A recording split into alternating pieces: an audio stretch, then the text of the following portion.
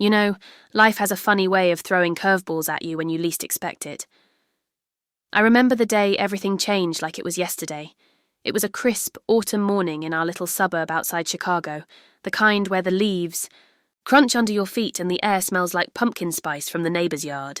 I was in the kitchen, brewing my second cup of coffee, when Emily, my daughter-in-law, waddled in, her belly swollen with what would be my first grandchild. She was already 7 months along, glowing in that way pregnant women do, but her face was set in a hard line I'd come to recognise as trouble brewing. "Martha," she said, using my first name instead of Mom, like she usually did when she wanted something. "We need to talk." I set down my mug, smiling despite the knot forming in my stomach. "Sure, honey. What's on your mind? Is it the baby? You feeling okay?" She crossed her arms over her bump, leaning against the counter. "No, the baby's fine. It's about the house. John and I have been thinking, with the little one coming, we need more space. Your space, actually." My heart skipped a beat. This house had been mine for over 30 years, ever since my late husband Robert and I bought it right after our wedding. We'd raised our son John here, watched him grow from a toddling boy into the man he was now. After Robert passed from cancer 5 years ago, John and Emily had moved in to help me out. Or so I thought. It was supposed to be temporary, but they'd stayed and I'd loved having them close. I babysat their dog, cooked family dinners, even helped with the laundry. But now, this. "More space?" I echoed, trying to keep my voice steady. "Emily, this is a 4-bedroom house. There's plenty of room for all of us. We can turn the guest room into a nursery."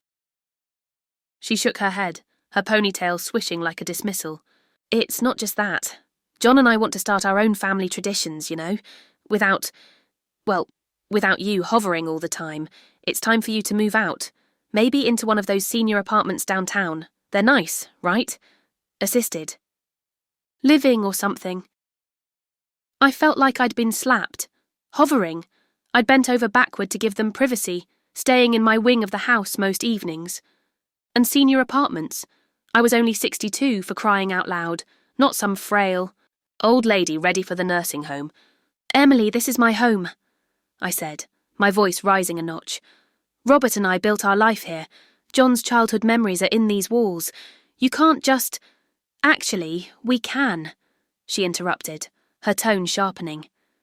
"John agrees with me. He's just too chicken to say it to your face. The baby's coming in 2 months, Martha. We need you out by then." I stood there, stunned, as she turned and waddled back upstairs. My coffee went cold in my hands.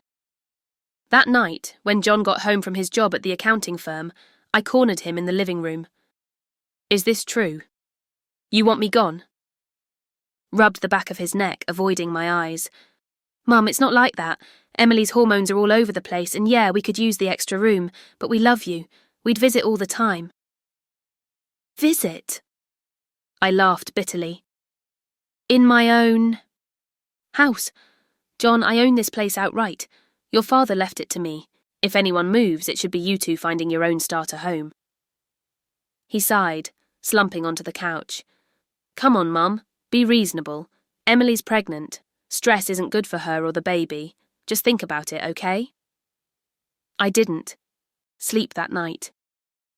Tossing and turning, I replayed every moment since they'd moved in. How Emily had slowly taken over, redecorating the living room without asking, throwing out Robert's old armchair because it clashed.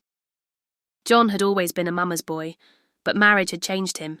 He deferred to her on everything now. And me, I'd become the inconvenient housemate. The next few weeks were a nightmare of tension. Emily started dropping not-so-subtle hints, like leaving brochures for retirement communities on the kitchen table. "Look at this one, Martha. It has bingo nights and a pool," she'd say with a fake smile. I'd nod politely, but inside I was seething. One evening, I overheard them arguing in their room. "She has to go, John," Emily hissed. "This house is perfect for us.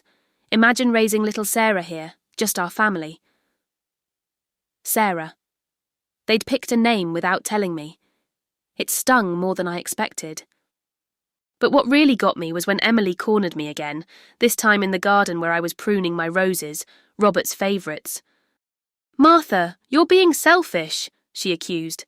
"Think about the baby. All this stress is making my blood pressure spike. The doctor said I need a calm environment." "Selfish," I snapped, dropping the shears. "I've given you everything. Free rent, home-cooked meals, even money for your maternity clothes. And now you want to kick me out of my own home?" Her eyes narrowed. "It's not your home forever. John deserves it. He's your only son, inheritance and all that." That's when the suspicion started creeping in. Why the rush? Why now, with the baby so close? I tried talking to John alone, but he just mumbled apologies and changed the subject. "Emily knows what's best, Mom. Please, for the family's sake." Family. That word started to feel like a weapon. I began withdrawing, spending more time at the local library or walking in the park, just to avoid the awkward silences at home. But the demands escalated. Emily started complaining about my old lady smells, whatever that meant, and insisted I park my car on the street so they could use the garage for baby gear. One day, I came home to find my bedroom door locked with a note. "Painting the nursery. Stay out." That was the breaking point. I called my best friend Linda, sobbing over the phone. "They're pushing me out, Lynn, like I'm some squatter." "Oh, honey," she said, "you don't have to take this. Remember, it's your name on the deed. You could sell it." Sell it? The idea hit me like a thunderbolt. At first it seemed crazy. This house held so many memories. John's first steps in the hallway, Robert proposing on the back porch. But as I thought about it, a spark of defiance ignited. Why should I be the one to leave with my tail between my legs? If they wanted the house so badly, maybe no one would have it. I didn't say a word to them. Instead, I quietly contacted a real estate agent, an old friend named Michael who'd helped us buy the place decades ago. "Martha, are you sure?" he asked when I explained. "This market's hot. You'll get top dollar, but it's your family home." "I'm sure," I replied, my voice firmer than I'd felt in months. "List it discreetly. I want it sold fast." The process moved quicker than I expected. Within days, we had showings scheduled around John and Emily's work hours. I made excuses about maintenance guys coming over.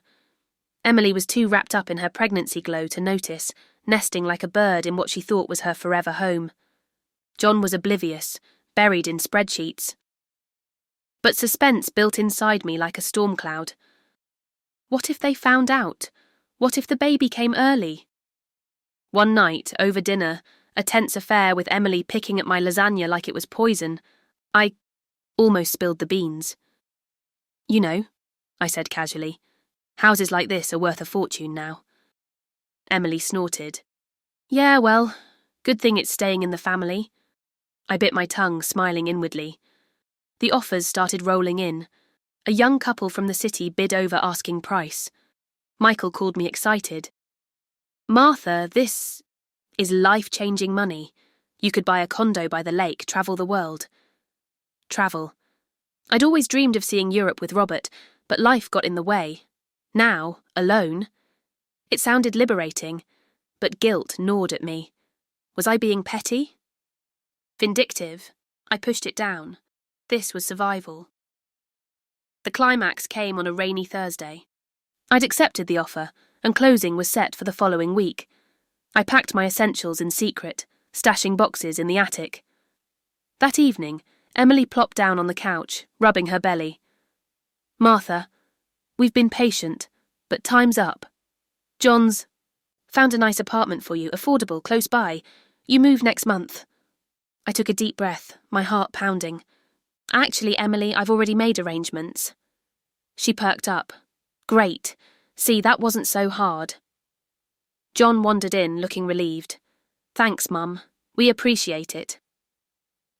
"No," I said slowly, meeting their eyes. "You don't understand. I'm moving out, yes, but so are you." They stared at me blankly. What do you mean? John asked. I sold the house. The words hung in the air like a bomb. Emily's face drained of colour. What? You can't do that. Oh, but I can, I replied, pulling out the contract from my purse. It's my property. I listed it last month. Buyers close next week. We all have to be out by then. John jumped up, face red. Mum, this is insane. Where are we supposed to go? Emily's about to pop. That's not my problem anymore, I said, my voice steady despite the tears pricking my eyes. You wanted me out. Well, now we're all out. Maybe you can use the time to find your own place, start those traditions you talked about. Emily burst into tears, clutching her belly. How could you? This is cruel. Think about the baby. I am thinking about the baby, I shot back, and about myself for once. I've given enough. The revelation hit them like a freight train. But there was more. I hadn't planned to say it, but in the heat it slipped out. And honestly, Emily, I know why you were so desperate. I overheard you on the phone last week. The baby's not John's, is it? Her sobs stopped abruptly. John's head whipped toward her. What? I hadn't meant to eavesdrop, but I'd heard her whispering to someone named Alex, a co-worker, about our little secret, and how the house would be perfect for starting over. It all clicked, the rush, the demands. She was pregnant, all right, but not with my son's child. Emily stammered, That's not... John, she's lying. But the damage was done. John stormed out, slamming the door. Emily collapsed in. Hysterics, and I felt a strange mix of triumph and sorrow. The house I'd loved was gone, but so was the illusion of family.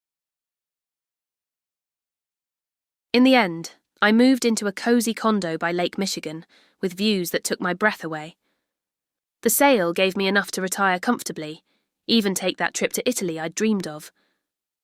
John called a few weeks later after the baby was born, a girl, Sarah, but DNA confirmed she wasn't his. He was heartbroken, filing for divorce. Mum, I'm sorry, he said. I should have stood up for you. I forgave him in time. We rebuilt, slowly, dinners out, visits without the weight of shared walls. Emily? She moved back with her parents, the affair exposed. As for me, I learned a hard lesson. Sometimes, holding on too tight means losing everything. But letting go, that can set you free. Looking out at the waves now, I wouldn't change a thing. Life's too short for regrets, and mine's just beginning anew.